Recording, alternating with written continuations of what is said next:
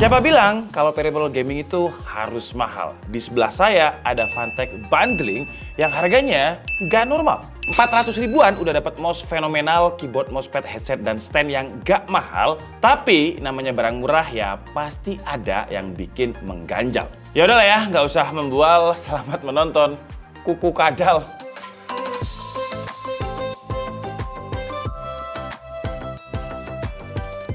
Ya, jadi di sebelah saya ini udah ada peripheral gamingnya Phanteks yang namanya itu P51. 51 itu dari kata 5 in 1. Jadi satu dapat 5. Phanteks sih sering banget ya ngeluarin barang-barang bundling kayak gini. Dulu kita pernah nge-review Space Edition yang warnanya putih, ada Sakura Edition yang warnanya pink, dan sekarang sama Phanteks disingkat aja, Phanteks P51. Untuk varian warnanya tetap ada 3, jadi ada yang pink, hitam, dan juga putih. Untuk harga ke-5-5-nya semuanya itu cuma ada di 399.000. Gokil gak? Nanti link pembeliannya akan saya taruh di kolom deskripsi. Dan kalau saya research dari semua pasarnya Phanteks di Australia harganya itu mahal, sekitar $56. Di Filipina juga lebih mahal. Di Indonesia aja yang harganya itu 399.000. Dengan isi di dalam paket pembeliannya itu semuanya sama, gak ada yang dikurang-kurangin. Isi dari 5-nya ini apa aja? Langsung aja kita bahas dulu dari keyboardnya. Keyboardnya ini kalau saya lihat dari produknya Phanteks itu mirip banget sama keyboard Phanteks yang Shikari K515. Yang dia punya casing yang transparan, unik sih ya. Jadi RGB-nya ini bisa terlihat lebih terang kalau dipasang di setup kayak gini. Buat penggemar RGB, looks-nya itu terlihat futuristik. Lampu RGB-nya ada 3 mode yang bisa di-custom, tinggal pilih efek lampu yang paling cocok dengan suasana setup dan moods kita. Tapi sayangnya untuk RGB-nya ini nggak ada opsi untuk matiin RGB. Nah, buat Ocha yang biasanya ngereak setup dan nggak suka RGB, ya nggak cocok sih. Karena nggak bisa dipilih juga warna statiknya. Kalau untuk materialnya terbuat dari plastik ABS yang ya lumayan lah di kelas harganya. Masih kerasa kokoh, adalah beberapa area yang memang kopong. Tapi dengan material plastik ABS-nya ini ya bikin keyboardnya ini jadi lebih enteng, lebih enak kalau misalkan mau dibawa kemana-mana. Mungkin lagi main ke rumah temen. Desainnya juga ergonomis, ada tambahan kaki di bagian bawahnya buat pengalaman ngetik yang lebih nyaman. Dimensinya ada di 44 cm dengan lebarnya itu 13 cm, ukurannya nggak terlalu gede, jadi masih cocok buat meja gaming yang space-nya terbatas. Jumlah tombolnya ada 104, switch-nya membrane, dan dia udah punya fitur anti-ghosting. Walaupun masih terbatas ya, biasanya kan kalau keyboard premium itu anti-ghostingnya all keyboard, all tombol. Kalau ini terbatas di 6 tombol anti-ghosting aja.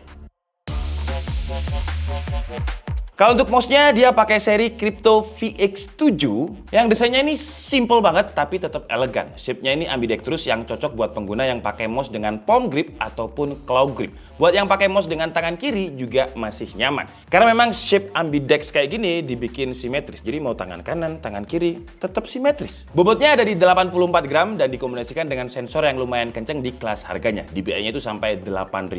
Kita cobain main Valorant, trackingnya lumayan mulus, sensor optiknya juga lumayan akurat. Bidik musuh, aim-nya itu nggak ngelantur. Dan semua 6 tombol keyboardnya ini bisa kita custom di software bawaannya Phanteks. Saya udah pernah bikin tutorial gimana caranya bikin no recoil di game point blank pakai mouse-nya Phanteks. Mouse yang cuman harganya 100 ribuan. Dan itu ngaruh banget ya kalau kita tahu settingan custom makronya. Ya no recoil itu intinya biar nggak ada hentakan gitu pas nembak. Dan ini ngebantu banget buat main game-game FPS. Atau kalau mau dibikin shortcut lain, game-game Dota yang perlu kombinasi gitu juga bisa. Switch-nya dia pakai Huano yang diklaim bisa tahan sampai 10 juta klik. Kalau kalian tanya 10 juta klik itu berapa lama? Ya mungkin sekitar 2-3 tahun lah. Cuman ya ini preferensi sih ya. Ada yang suka Huano, ada yang suka Omron. Buat yang suka ya feel-nya itu agak keras ya Huano. Tapi kalau suka switch-nya yang agak soft ya Omron.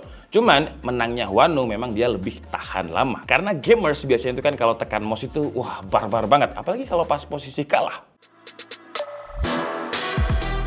Untuk headsetnya dia pakai model Flash HQ53. Jualan utamanya ya karena dia headset gaming, jadi drivernya ini gede, ada di 50 mm, terus ada koneksi 2 pilihan, ada audio jack plus USB. Pengalaman kita pas pakai sih nyaman ya, earcup di kelas harganya lumayan empuk, dilapisi juga dengan material kulit, jadi kalau dipakai maraton antara main game sama nonton film berjam-jam masih cukup nyaman. Bobotnya juga lumayan ringan, dipakai lama nggak terlalu bikin pusing. Mikrofonnya bisa ditekuk-tekuk juga, jadi gampang diposisikan sesuai sama kebutuhan.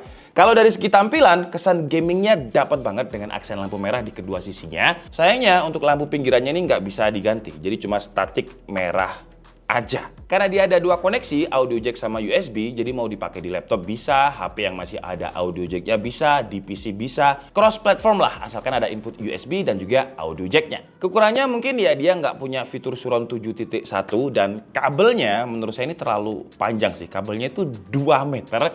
Ya enaknya kalau misalkan setup PC-nya itu mungkin di bawah atau agak jauh sih enak sih. Tapi kalau deket kayak saya gini, 2 meter itu cukup ngeribetin. Jadi harus digulung dulu biar kelihatan rapi. Nah enaknya di bundling Fantech P51 ini, kalau kalian lihat headsetnya udah ada dudukannya, udah ada towernya. Jadi untuk headset standnya ini nama modelnya itu Tower 2 AC304 yang jualan utamanya ada di base bagian bawah segitiga yang diklaim Fantech kokoh buat nompang headset. Dan di bagian bawah ada karet anti-slip biar gak gampang geser. Dimensinya cukup gede ya untuk ukuran dimensinya. Editor tolong pop up-nya di sini. Tas!